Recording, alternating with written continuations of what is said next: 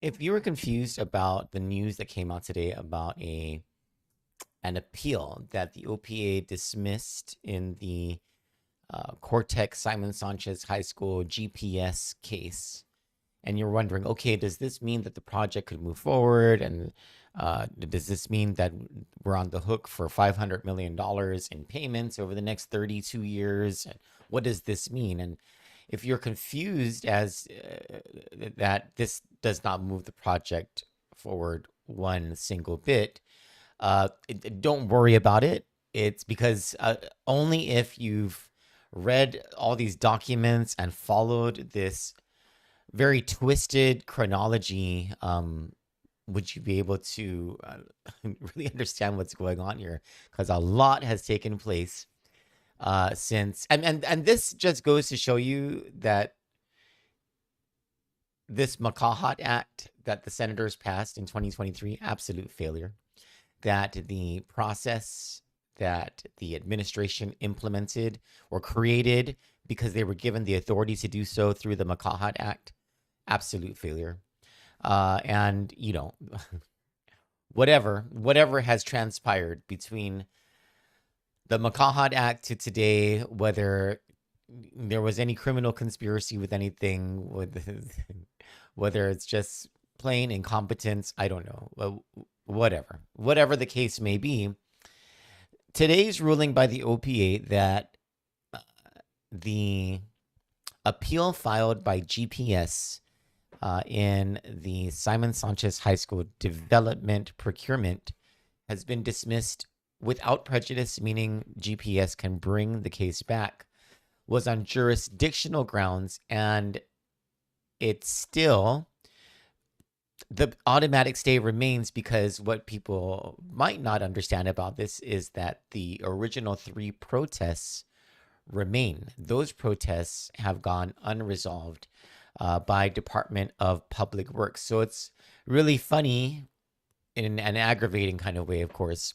It's really funny when you hear the administration, when you hear, when the lieutenant governor introduced that bill when he was the acting governor, saying, let's rush this, let's get rid of this procurement thing so that Cortec can start the development tomorrow. And the lieutenant governor is saying it's because of this thing by GPS, or it's because of the protesters, blaming everybody else, when the actual delay this entire time has been the Department of Public Works and the administration. And I'm going to explain all of that to you based on the facts on the other side of this commercial break. Stick with us. Imagine Guam led by proven and effective leaders. Leaders with a record of service and success in lifting our island and her people from challenges and hardships that continue to plague our families and neighborhoods. The leaders we choose this election will make the difference between harder times or a safe, prosperous, and peaceful Guam. Frank Blas Jr. has led Guam out of difficult times throughout his career as a police officer, to his role as Guam's Homeland Security Advisor, and as your Senator and Speaker. And now, as our Governor, he will once again lead the charge to clean up our streets, protect our families and businesses, put drug dealers away for a long time, and let the region know that Guam is open for business once again. No other candidate can protect our people like Frank Blas Jr. Vote Frank Blas Jr. for Governor and Dr. Mary Okada for Lieutenant Governor. Tested, trusted leaders. Welcome back. It's now 7:34 p.m. on Wednesday, Wednesday, June 17, 2026. My name is Troy Torres, and this is the evening show. This is the Troy Torres Show, and this wasn't supposed to be the topic tonight, but earlier today, or this afternoon, the Office of Public Accountability published an order, or what is this thing called? A decision written by the hearing officer, Attorney Joe McDonald, dismissing GPS's appeal without prejudice in appeal number OPA-PA-26-001. Now, let me explain what this appeal is and what this decision on the appeal does. the information still is not entirely clear because the administration has not been forthcoming with the public about anything. And then the protest and the appeal came, and now the administration cannot be transparent because of the ongoing protests and as of today, appeal. So in June of 2025, the evaluation committee for the Simon Sanchez High School procurement, they made a decision. They ranked 3 developers who made offers on the RFP that was sent out in February of March of 2025. And in June, the evaluation committee decided or ranked Cortec as the highest ranked offerer, 2 points ahead of GPS. I don't know how many points ahead of Guam Educational Finance Facilities. So GEFF. GEFF, that's the developer that developed the 5 schools, the 5 northern schools for, I think it's $120 million back in the Camacho administration, including Okudu High School. Anyway, so in June, the ranking was done. In the summer of 2025, negotiations ensued through several meetings between Cortec and the government of Guam, mainly appointees of Governor Luliang Guerrero. In November, I think it was November 24, there was a scheduled groundbreaking, which had to have meant that at some point prior to or on, at least on November 24, a contract was entered into. And prior to that, conditional acceptance of terms that we have already seen, and we're going to be publishing about that, and an agreement that was formed between Cortec and the government of Guam. In November, right before that that groundbreaking was supposed to happen, and only after GPS received information it had been pursuing for months without response from Department of Public Works, GPS filed its first protest based on available information at the time. December rolls around, GPS files 2 more protests. Throughout that time, GPS is asking DPW for decisions on its protests and also asking for more information. DPW violates the FOIA 2 or 3 times, I think it was. DPW does not respond to GPS's requests for decisions on the protests, doesn't say anything, doesn't decide the protests at all. And as a quirk of the law, even though the legislature has refined the procurement laws and the protest laws so that things hurry up, the legislature never placed a timeline, never placed a clock on when an agency should decide a protest. And it's kind of like, you know, should the legislature have even supplied a prescription for a clock? Because you would think that the agencies acting in the best interests of the people of Guam would issue decisions on protests quickly. That's it, because the administration's been saying, we don't want to delay this anymore. All the politicians have been saying, we don't want to delay this anymore. We don't want to delay this. But the entire time, the administration could have ruled on those 3 protests to get the ball rolling. At the very least, if they had ruled against GPS's protest, GPS could have appealed the protest to the OPA on the merits based on the ruling by DPW that we ruled this way, that your protest is whatever. Either Cortec or GPS, whichever party would have a grievance against whatever protest decision DPW made, would have had the ability to appeal to the OPA, and the appeal might have been done today. Instead, DPW has never ruled on any of the 3 protests, the first being lodged in November of last year, the next 2 being lodged in mid-December of last year. And so, following DPW's refusal to issue a ruling on the protests or to even communicate with the protester, GPS, about what is going on, GPS decided, okay, let's take this to the OPA and let's appeal. And GPS has made the case for either the relief that they wanted was either for the OPA to rule or to order that DPW issue rulings in the 3 protests, or otherwise to outright overturn the evaluation committee's selection of Cortec and deem the Cortec proposal as non-responsive because it had violated the price cap. And this is outside of anything else that we've already discussed in our investigative reporting. So this is just based on the stuff that was known prior to the tape recordings coming out. That's a whole other thing, right? So GPS, they make this appeal, and it goes through this process of an appeal this entire time. And today, the OPA says we cannot address the merits of this because we don't have jurisdiction. We don't have the power. The legislature never gave us the power to order DPW to decide the protests. The legislature also has not given us the power to appeal a protest that hasn't been, or to decide on an appeal on a protest that hasn't been decided yet. So, GPS, if and when DPW ever makes a determination on the protests, if you are aggrieved after that, you can make your appeal when that happens. But until then, everything is waiting on Department of Public Works. And so this, this truth gets sort of, it's easy to gaslight the public about this, for the administration to blame everybody but itself for this, because lost in this entire thing throughout this entire time has been the glaring fact that DPW has never ruled on these protests. And they're not talking about it. They're not saying why.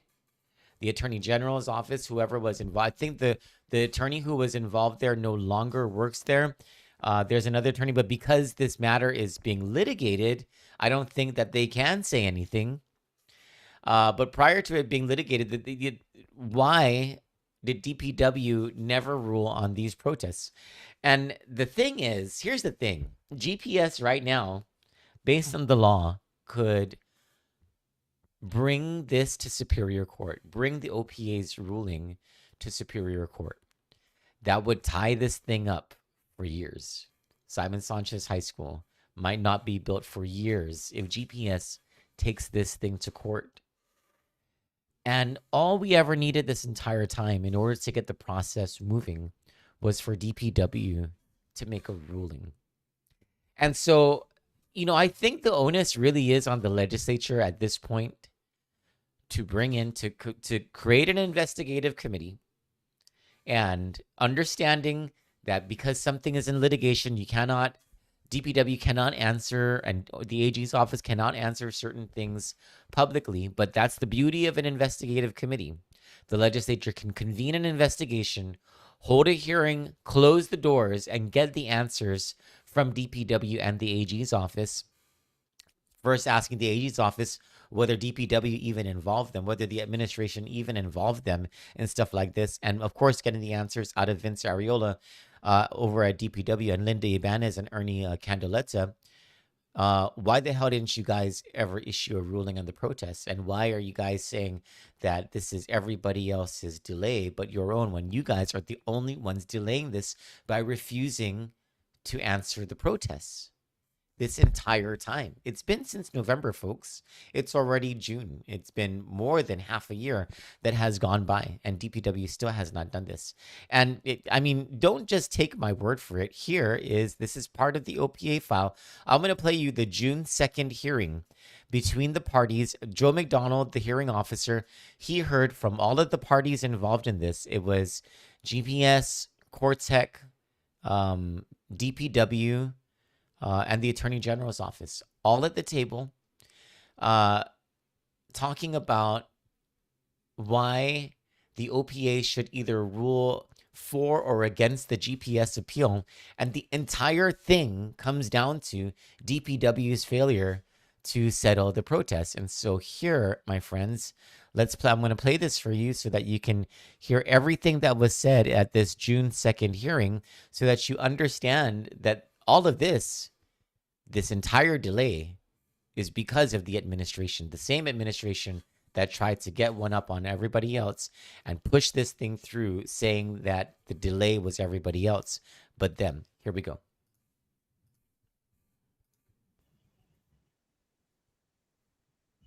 Good morning. It is 10:01 a.m.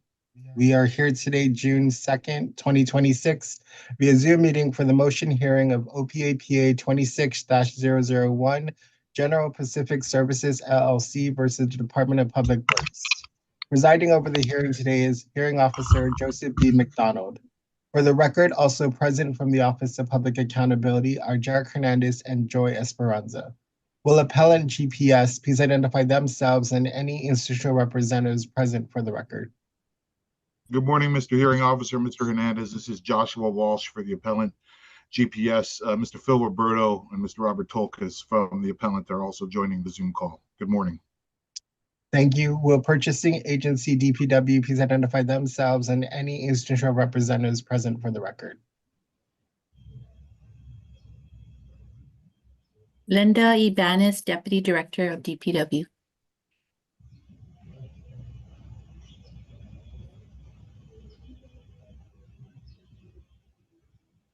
Government counsel, please identify yourself.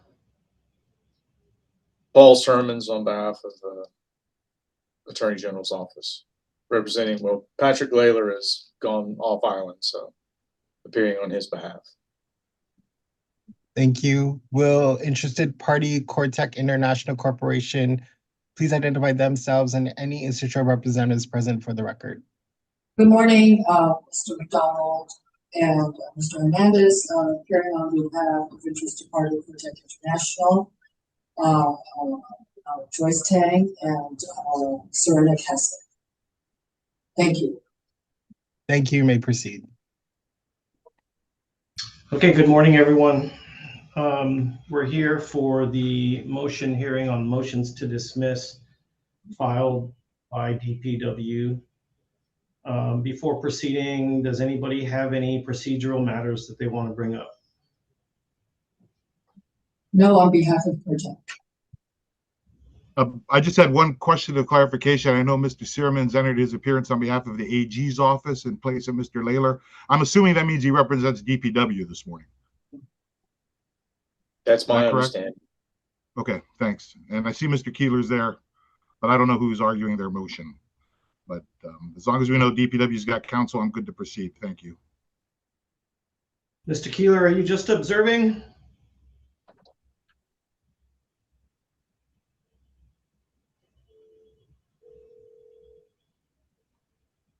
Mr. Simons, do you know if he's just observing? I do not know. My apologies for the delay. The answer is yes. I'm just observing. I'm a member of the public. You still are with the Attorney General's office, is that correct? No, I retired in January of this year. Okay, very good. Well, congratulations on your retirement. Thank you. Mr. Simon, it's DPW's motion. Why don't you go ahead? Okay. Good morning, all. As Mr. Layler's brief, I think, summarizes the issues quite clearly, that this matter comes before us, but yet I think is a little premature, as the bid process had no award had been made. So I think Mr. McDonald's subject matter jurisdiction is premature. Ms. Tang, on behalf of interested party. Thank you, Mr. McDonald. There are basically 4 issues that were raised, and I'll address them quickly as seen in the briefs. I think this is a very simple issue. The issue of subject matter, as you are aware, subject matter jurisdiction can be raised at any time by any party. And GPS argues that CTI waived the right to challenge jurisdictions. That's simply not correct. As you recall, at the hearing on May 6, 2026, you raised the issue of jurisdiction, and the parties agreed that CTI would be allowed to file a joinder by no later than May 7th, which we did. So I think that this argument of waiver is really frivolous. Second, this joinder is properly before the hearing officer, and for all the reasons we discussed earlier. And the hearing transcripts, which we cited to with the timestamps, also confirm that. So I think that both the issue of whether subject matter jurisdiction can be raised at this time and by any party, in particular CTI, is resolved, and also the no waiver issue is frivolous. The third issue I think that they've raised is that GPS argues that the substantial interest in determination proceedings confer jurisdiction over the appeals, the 3 appeals. That is just bad. That's just wrong. They conflate the 5 GCA 5425G substantial interest and determination statute, which with the section 5425C, which requires a decision on protests for solicitations. The hearing officer's review of a substantial interest determination in the 5425G is a distinct statutory proceeding triggered by DPW submission of a written determination to override the automatic stay, and is not triggered by a decision on a protest. That is undisputed. So the agency, because there is no agency decision under 5425C, which would confer jurisdiction for the appeals, there is no basis. The substantial determination, the substantial interest determination proceeding does not confer jurisdiction. And today it's undisputed. There's no decision on the protest, and this proceeding under substantial interest determination cannot substitute for that requirement of a decision on the protest. Lastly, GPS argues that under section 5425, there is an argument, because it requires the agency to issue a decision on the protest that is somehow gives rise or should be interpreted as constructive denial provision that when we find in 5425, 5427F. That's simply not true. 5425 applies to solicitations, pre-award protests. That's very clear. 5427F applies to contractors post-award protests. And so the post-award protest provision for constructive denial is only applicable and can only be found under 5427F and applies to post-awards. This is not a post-award protest, and so for that reason, the argument that the constructive denial provision should be read into 5425 should be rejected. The bottom line is this is pre-award. There is no jurisdiction, and there is nothing. There is no decision from which to appeal from, and this motion to dismiss should be granted. Thank you. Mr. Walsh, response. Thank you, Mr. Hearing Officer. Just a couple of points. I agree with Mr. Sirmans that the briefing, I think, is pretty binary on some of these issues. I think Ms. Tang's argument highlights them well. I think the public auditors just got to make some decisions here about where we go. So on that point, a couple of things. Ms. Tang's argument, the idea that jurisdiction is not waived is an argument. Look, I need to protect my client's rights. So I think we need to get to the idea of, are we properly before the OPA? I wouldn't be comfortable with simply a decision that says Cortec has waived all this. I mean, I think they have, because we could have fought this earlier, but I do think that we're here. So let's get a decision on why we are here now. That's especially important because Cortec continues to have in its briefing this sort of position that maybe the automatic stay is not properly here. So I don't know what that means after the SID. I don't know why that's continuing to be briefed. I don't know where that's going, but because of that, I am going to hold my markers down on we're here. Their challenging jurisdiction is a minute too late, especially if the ultimate goal of that is to somehow try to come in and attack the automatic stay. The SID is not a protest. I got that. But I do think that even if we had not protest, if we had not, and we did, but even if we did not independently appeal the SID submission that came in on the Friday before Super Bowl weekend, that the protest itself was jurisdiction enough to get GPS before the OPA. So that's, I think, the reason for the importance of saying that while the SID is not the protest, that we are before the OPA, which means that the OPA did have the power to weigh in on the SID, and I think has the power to do what I'm asking for next. I completely agree that the Guam Code annotated in the contract resolution portions of the procurement code for the OPA's powers limit that 60-day constructive denial to the word of construction in the contract disputes. That statute, the analogous statute on the agency making a prompt decision, doesn't have that 60-day time frame for a constructive denial.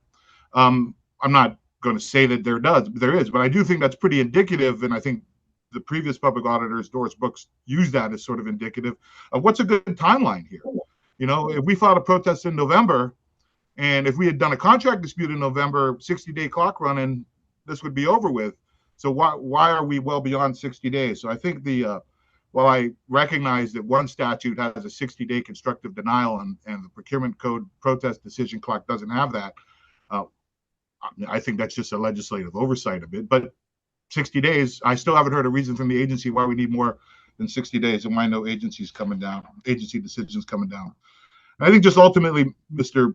Hearing Officer, the only pathway that makes sense, if the public auditor's office is not inclined to proceed forward on this without an agency decision, the only path that then makes sense to preserve confidence in the procurement system and confidence in the procurement code and avoid absurdity is to do what the public auditor did in OPA PA 15-005. Everybody's briefed the idea of Pacific Data Systems versus GPA, and that's one where the public auditor says, hey, guys, I'm not going to proceed forward on this, but agency make a decision by a date certain.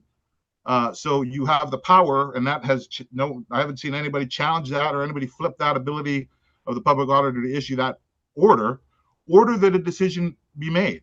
Now, I understand that the argument also gets floated by the government and the interested party that, well, you don't have mandamus power. You know, you're making your own writs of mandamus. No, I think if you look at the broad powers of Title I and the public auditor's powers generally in terms of what you can order agencies to do, the public auditor has lots of power to order agencies to take lots of action. And I think giving them a date certain to make a decision here so this moves along makes sense.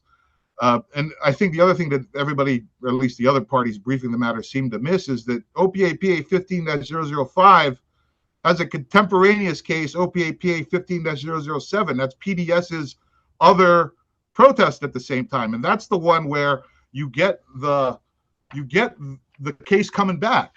So PDS is told, you know, I'm dismissing your case and I'm ordering the agency to make a decision. Well, OPA PA 15-007, you've got that process continuing. On May 14th, I mean, after GPA is told to make the decision by the public auditor, they do. And that comes back to the public auditor's office on an appeal, and that case moves forward. And that's what we should do here. I guess, and then the last point I'd make is, I don't understand how this advances anything in this procurement.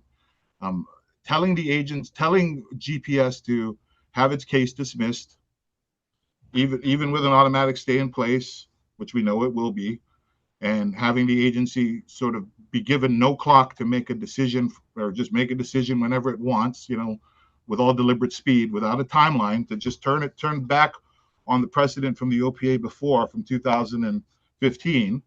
and to simply let DPW sit on it, I don't know how that gets Sanchez built, how it gets anything resolved.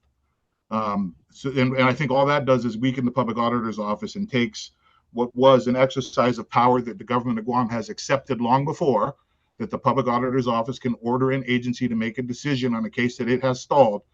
We're going to weaken the public auditor's office and create a world where the agencies can simply sit on decisions. And then maybe I guess the last Alamo position I'd suggest to the public auditor's office is if for some reason the public auditor decides that it doesn't have the power to order an agency to make a decision in a time certain, perhaps you could broker that decision and find out from DPW when the decision would come. Even, we've tried to do that before. I recall the public auditor or the Mr. Hearing Officer, you sort of suggesting that it would be good to get an agency decision. I remember asking Mr. Ariola, well, are you saying there's a chance that GPS wins the decision? Perhaps somebody from the agency can sort of let us know where they are in the decision-making process.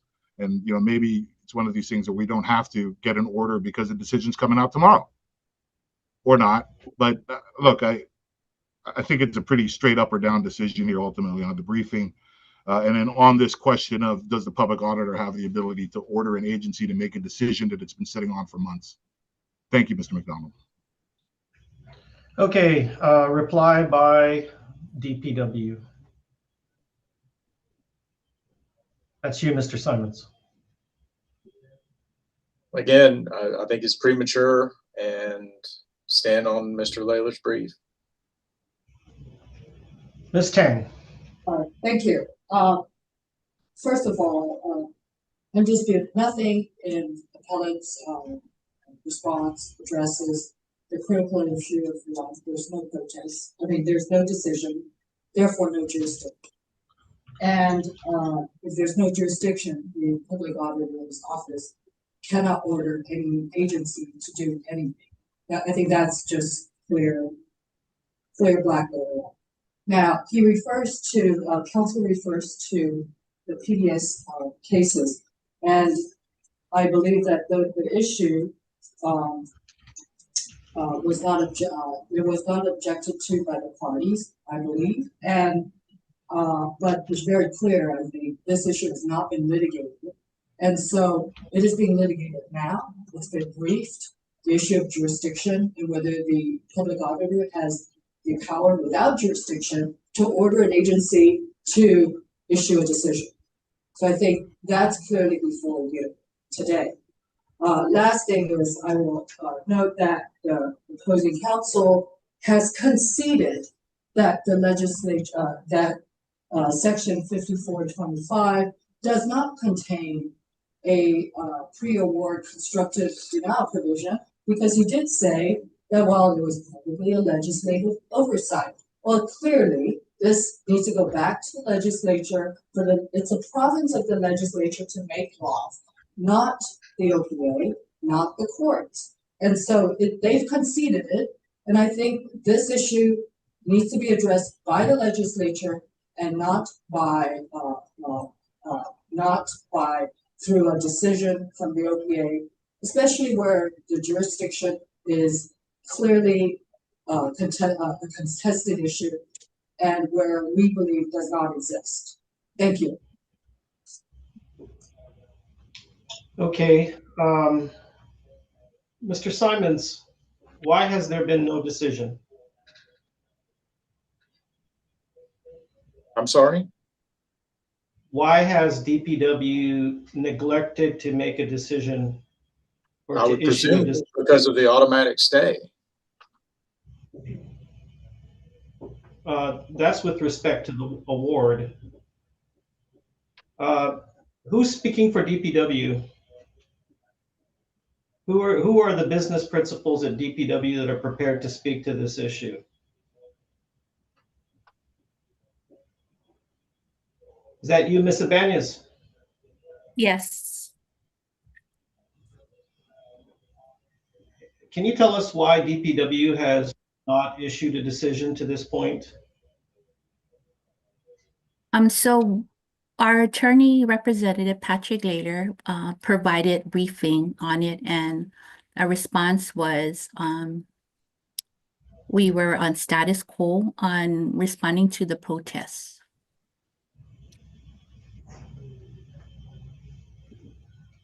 Okay, I don't want to hear like what lawyer told you, but what has DPW discussed internally about why there's been no decision issued?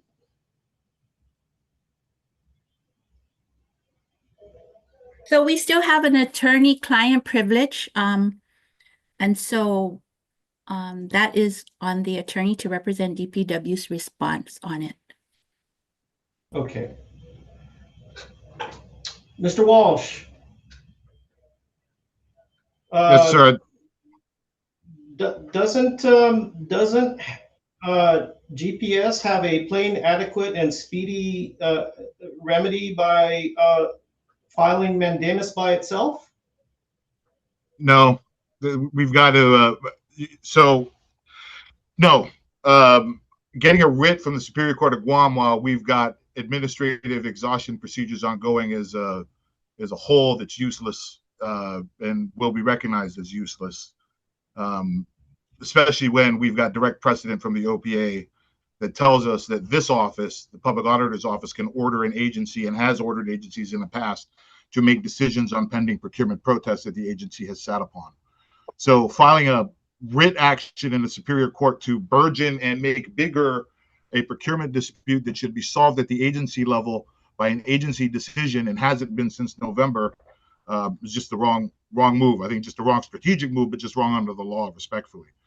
Because we do have what is supposed to be a prompt administrative pathway here, which is a protest to an agency that makes a decision, a protestant that can take that decision and either accept it or appeal it quickly to the OPA, and then we resolve it there. And then only after resolving it there do we go to the court.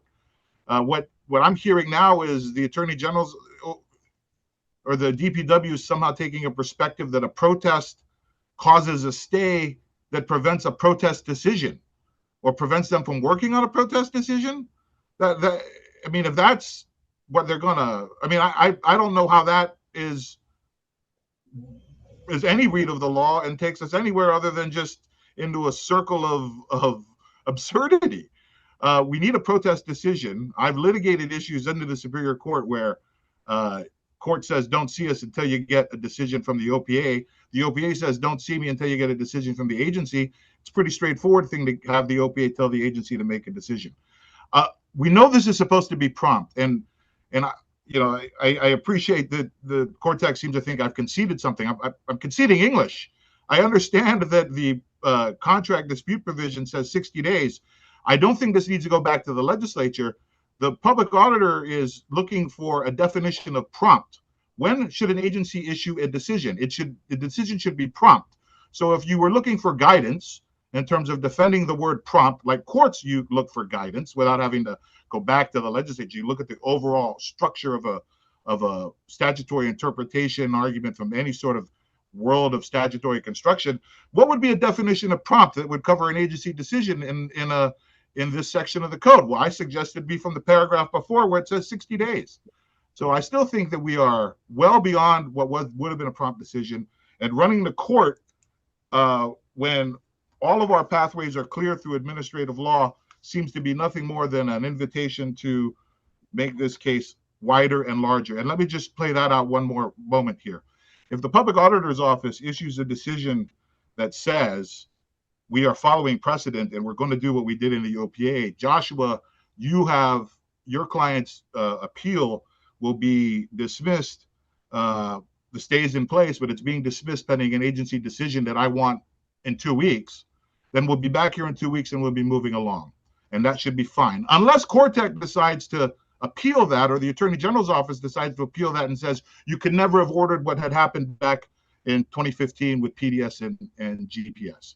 Or the inverse happens. If the Public Auditor's Office decides that it's going to neuter itself and remove power that it has exercised before and say, I can't do anything, an agency can sit on a protest forever and ever and ever, and Joshua, your only option is to go to the court, then I'm going to the court in 2 pathways.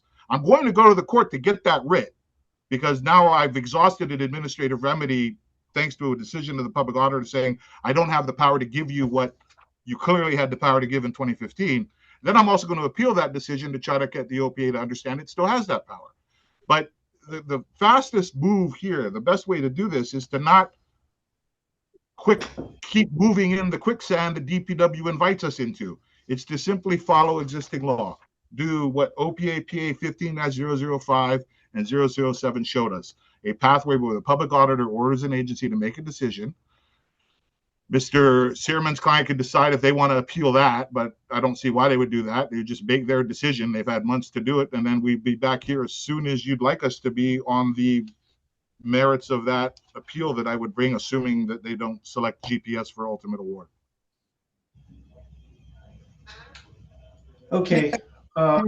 Respond to just that one. I'm going to finish with my queries, and then we'll go ahead and go around the table. Thank you. So subsequent to that case, those cases you're talking about was the SH case. And in the SH case, the Supreme Court very wisely narrowed the jurisdiction to only reform contracts. And so if you look at the text of what's in the SH case, it seems like that is the only non-statutory power that the OPA, it seems to read that way, that's the only non-statutory power given by the text of the statute that was allowed. So how can the OPA then create what is essentially mandamus when there's no mandamus text, given the wise circumscription of the powers by the Supreme Court? I assume that question's for me. Yes. Yeah, I actually don't see SH as a statement that says the OPA can't do what we're asking it to do or what it's done in the past in terms of ordering an agency to make a decision. And the reason I don't think that's the case is because I understand your concern about wanting to find a particular statute saying that the OPA, in addition to doing A, B, and C, can do Part D, which is order an agency to make a decision. But I think that's asking for too much specifics. All of the enabling statute at 1 GCA 1908 for the OPA has these broad powers given to the OPA, which is created as an independent entity here. It's not one of the branches of government. It's not a court with a limited scope of jurisdiction. The public auditor's office is told to you can compel information, you can impose fines, you have subpoena powers, investigative powers, corrective actions. You have writs of mandate ability. You can go to the court and take actions against agencies if you feel it's necessary, right? All of that is in the power wheelhouse of the public auditor's office, not the protestant. So with all of that power, I think the public auditor can fashion anything. If the public auditor was worried about just telling an agency to make a decision, public auditor could issue 3 subpoenas and say, why haven't you made a decision under oath? When are you going to make a decision? What's the logic behind not making a decision? I don't want to get into a legal privilege discussion about agency. Why aren't you doing this? There are all sorts of powers there to do that, which I think in contradiction to, or not in contradiction, but in a fine point on SH, tells us that the public auditor has the ability to do all of these things that are necessary to promote public procurement and confidence in the procurement system. So I do not think, barring somebody showing me a direct case that says ordering an agency to make a decision was beyond the power of the OPA, and we don't have a case that says that. Nobody appealed that, and the government's acquiesced to that before, and GPA has been good with that. Short of something that says you can't do that, I think 1 GCA, along with the powers of the procurement code, let the OPA do this.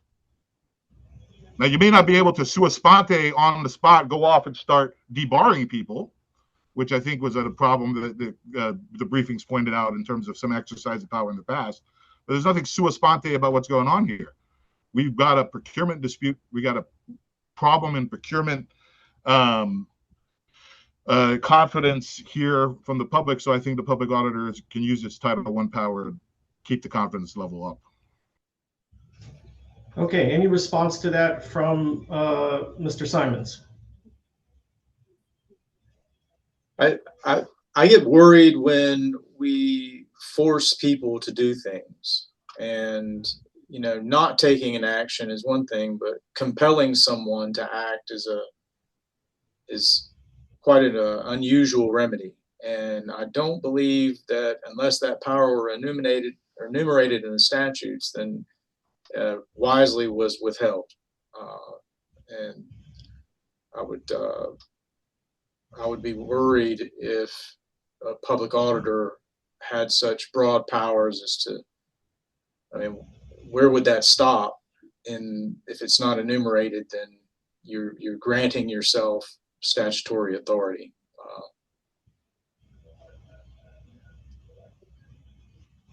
Okay, Ms. Tang? Thank you. First and foremost, the powers that opposing counsel discussed are specifically not with respect to procurement appeals. Whatever power the OPA has are enumerated and stated, expressly stated in 5425C. And there is no power to compel an agency decision in 5425C. Secondly, Mr. Walsh also has admitted that, look, GPS made what he called a strategic move not to pursue a mandamus, a writ of mandamus in Superior Court. That is, as you had indicated, a remedy. And the stay, the automatic stay, does not prohibit that. They just made a strategic decision not to do that. That does not, and what they're looking for is the OPA to issue what would be the equivalent of a writ from a Superior Court, when the OPA does not have such powers under 5425C. That's exactly what he's asking for, and there is no basis for that.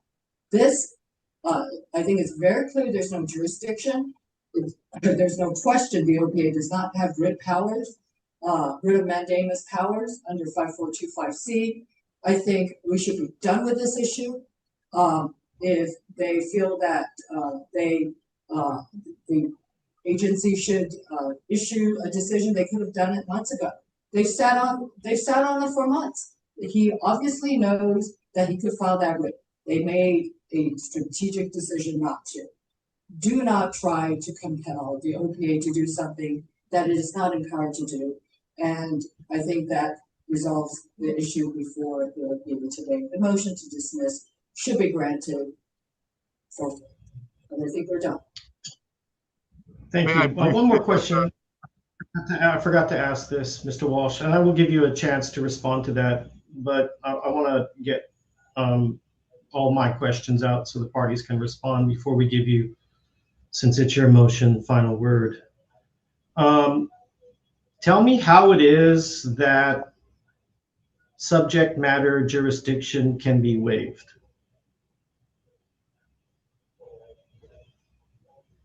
No, I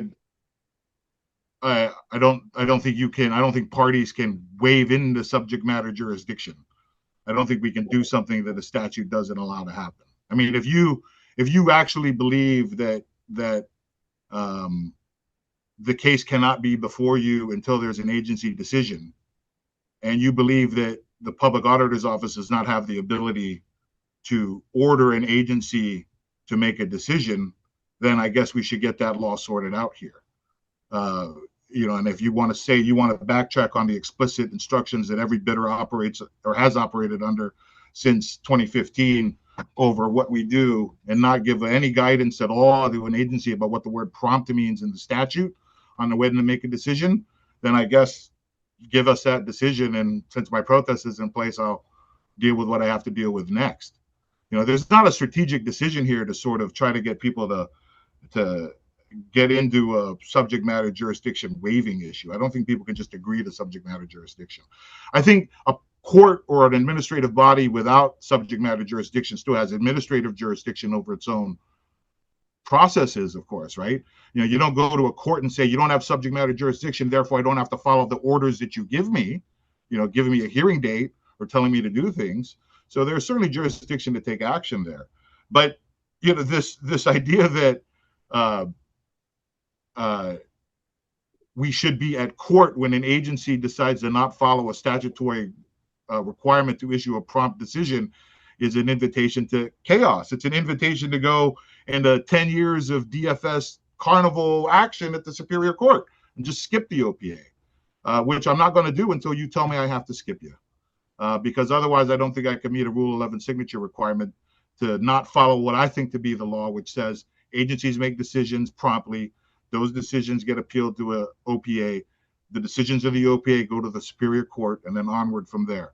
If we're going to get into a world where the OPA is not going to step in at all, a protest comes to an agency and an agency can take the word prompt and define that as never. How about never? We'll give you a decision never.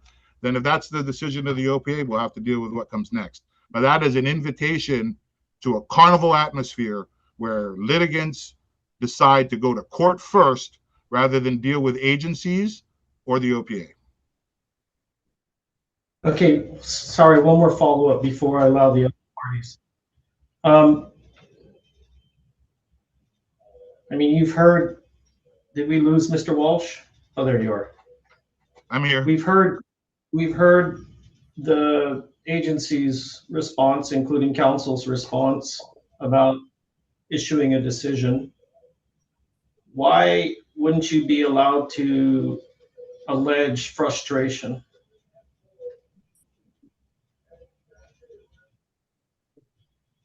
You mean frustration is like a contract provision? What do you mean frustration, sir? I'm sorry.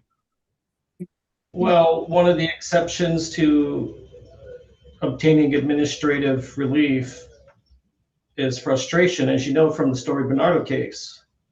Yeah, I do. So, yeah. So why don't we have frustration here?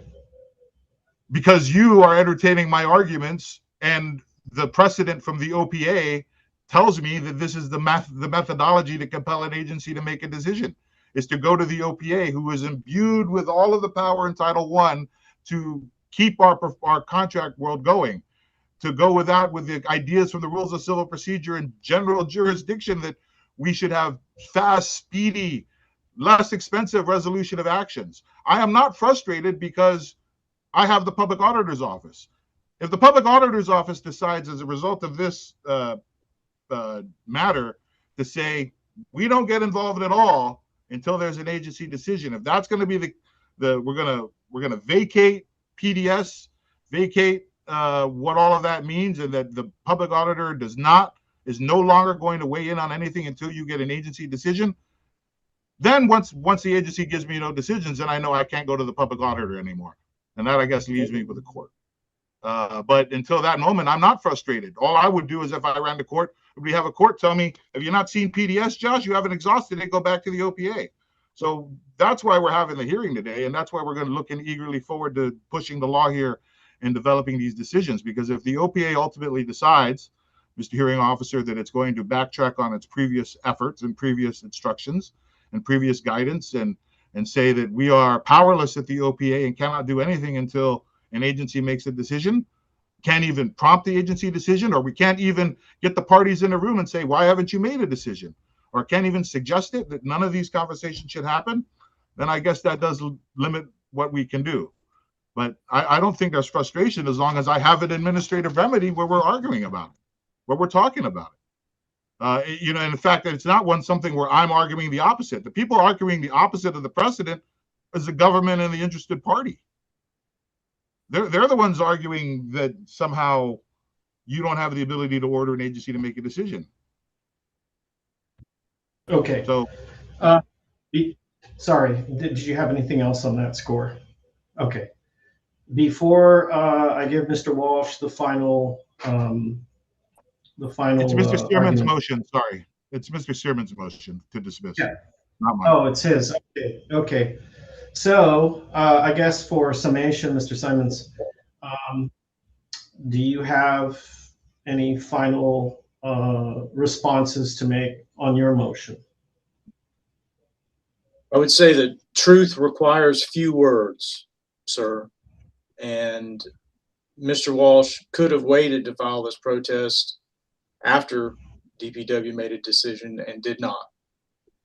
We are stuck with the statute as drafted and rest on our brief. Thank you. Ms. Tang, in your joinder. Thank you. Nothing that Mr. Walsh has offered with respect to the question you asked. How is it subject matter jurisdiction can be waived? Changes the black letter law and can't waive it. I think he agrees. I know he goes around and around in circles, but it just can't be waived. So there it is. The entire thing. Everybody is just waiting on. Well, not everybody. Let me take that back. The people are waiting on DPW to make decisions on the 3 protests. And the whole thing can't move forward because the quirks in the law, the legislature never defined what prompt meant when it said that the agency shall issue a decision promptly or shall make a prompt decision. They never defined what that was. But I think the legislature also never thought that an agency would hold an entire procurement up by refusing to make a decision. And you heard Linda Ibanez, the deputy director, tell the hearing officer, can't talk to you about why we decided not to issue protest decisions because that's an attorney-client privilege thing. And Joyce Tang, the counsel for Cortex, she was completely fine. Matter of fact, encouraging, right? It sounded like she was encouraging GPS to pursue the strategy of taking it to court, which will tie everything up for years. And so when the administration tries to tell you that they would like to speed this thing up by just giving it to Cortex, $500 million for one facility to Cortex because of the delay, just know that the delay is from the administration. For Kandit News, I'm Troy Torres. See you guys tomorrow for the morning show or for the morning news analysis. It will be the Thursday news analysis where we'll talk about all the latest. You all have a great night. God bless you.